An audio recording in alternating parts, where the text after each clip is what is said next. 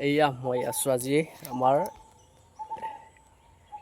নেমু কেইটাৰ লগত নেমু বনাই ছিঙিব আহিছোঁ। এইবিলাক চাওক নেমু মই দেখাই দি আছোঁ ধুনীয়াকৈ। এইবিলাক চাওক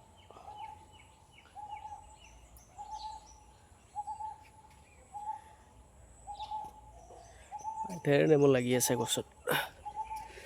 এইবিলাক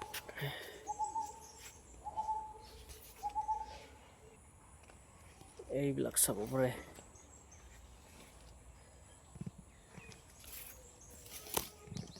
এইয়া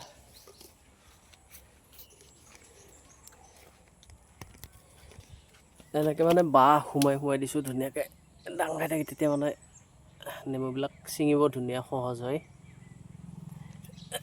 এইবিলাক চাওক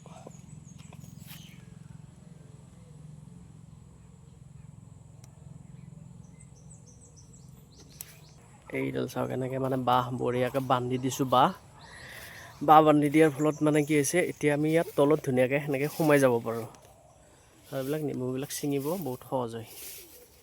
এইবিলাক পূৰা লাগি আছে। ঠিক তেনেদৰে এইফালেও এনেকৈ বাঁহ লগাই দিছোঁ।